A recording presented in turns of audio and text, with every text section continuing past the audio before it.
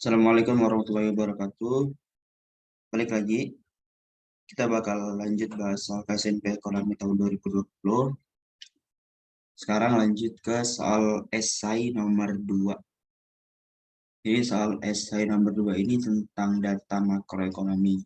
Nah, di soal yang nomor 3 juga sama tentang data makroekonomi.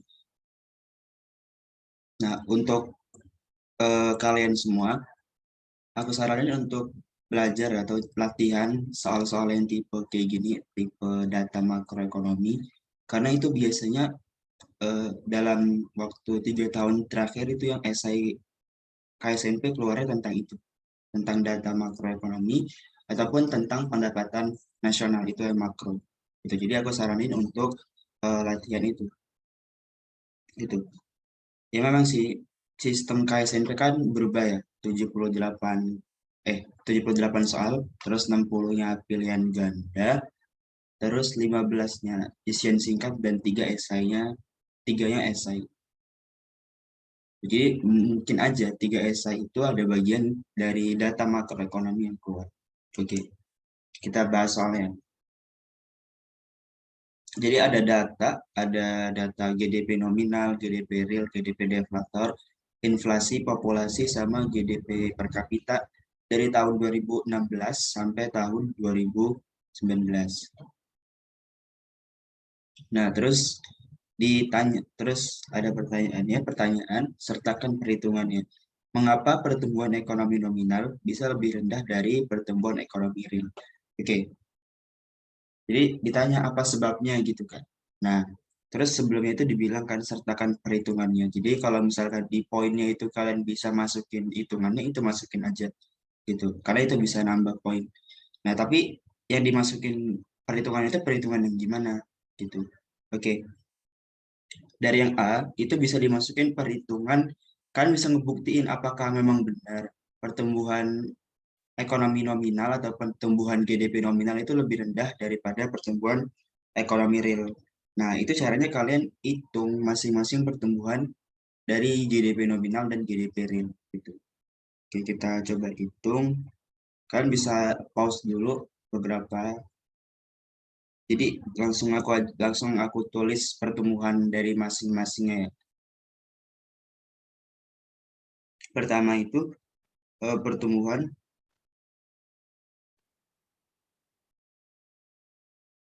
GDP nominal.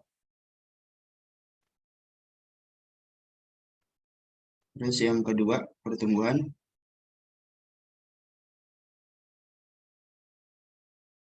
GDP real.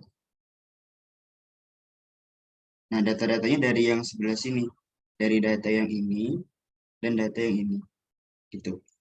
Kalau cara ngitung pertumbuhan ya kayak kalian ngitung pertumbuhan ekonomi aja gitu. Misalkan kita mau ngitung pertumbuhan GDP nominal dan GDP real di tahun 2017, ya berarti GDP di tahun 2017-nya dikurang GDP 2016 terus dibagi sama GDP 2016-nya gitu. Di 2016 kan nggak ada pertumbuhannya ya, nggak tahu, bukan nggak ada, tapi kita nggak tahu gitu. Karena nggak ada data tentang GDP real dan GDP nominal di tahun 2016. Terus di 2017 GDP nominalnya berarti 500 kurang 450, 50 dibagi 450. Hasilnya 11,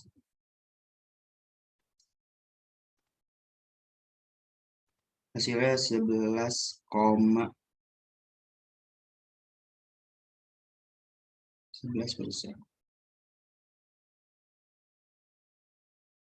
Terus yang kedua tahun 2018 berarti 50 per 500 itu 10% pertumbuhan GDP nominal. Terus yang 2019 itu 20 per 550 berarti 3,64%. Nah, kalau data-data yang ngitung kayak gini, usahain ambil 2 angka di belakang koma gitu. Gak usah kebanyakan, nggak apa-apa, cukup 2 aja gitu. Tapi jangan 1 juga. Diusahain 2 angka di belakang koma. Terus yang GDP real yang 2017-nya itu 8,57%. 2018-nya 18,42, dan 2019-nya 4,44%. Nah, yang di poin A itu kalian bisa masukin perhitungan dua ini gitu. Tujuannya untuk apa? Tujuannya untuk membuktiin apakah emang benar pertumbuhan ekonomi nominal itu bisa lebih rendah daripada pertumbuhan ekonomi real gitu. Kita lihat dari dua perhitungan ternyata benar gitu. Kalau kalian lihat di tiga data 2017, 2018, 2019,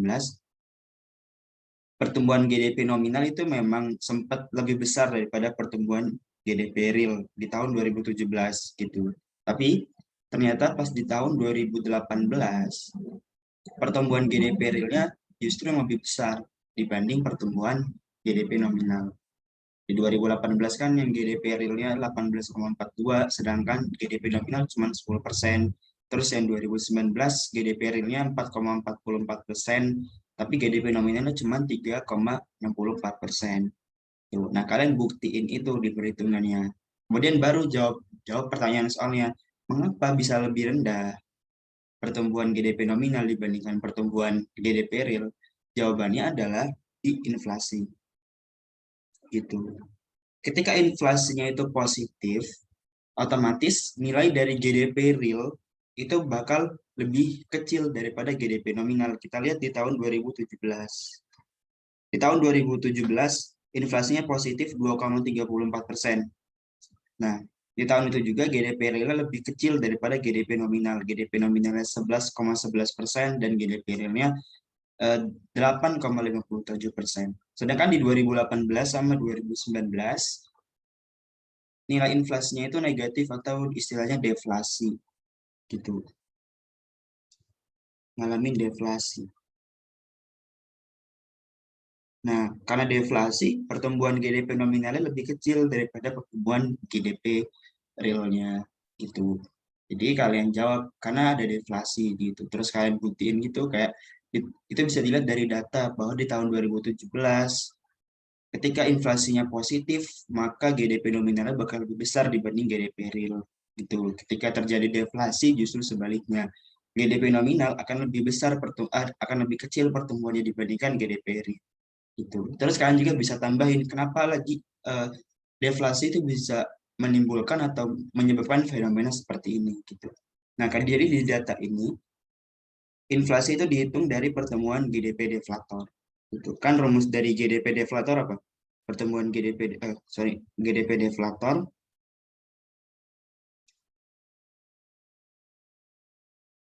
GDP deflator sama dengan GDP nominal dibagi GDP real dikali 100. Nah, kalau dibentuknya rumus seperti ini, maka otomatis kalau misalkan ada pertumbuhan untuk mencari pertumbuhan GDP deflator atau istilahnya persentase perubahan GDP deflatornya aku singkat jadi D, GDPD sama dengan persentase perubahan GDP nominal GDPN. Kalau dibentuknya pembagian maka dikurang persentase pertumbuhan GDPR atau GDP real gitu. Nah, coba kita lihat tahun 2017 gitu. Kan GDP nominal lebih besar daripada GDP real gitu. Berarti yang dikurangin sama yang mengurangi lebih besar yang dikurangin kan GDP nominal lebih besar. Makanya inflasinya atau pertumbuhan GDP deflatornya masih positif gitu. Tapi di tahun 2018 sama 2019 itu kebalikannya gitu. Jadi cara jawab yang poin A itu kalian buktiin dan terus intinya sebenarnya inti dari jawaban yang A itu cuman ini sih. Cuman karena adanya deflasi gitu. Tapi kalian mau jabarin segala macam nggak apa-apa. Yang penting di jawaban kalian udah ketulis gitu poinnya mau atau poin inti dari jawaban itu. Terus sisa-sisa kata-kata istilahnya kata-kata pemanis bisa di belakang lah. Oke.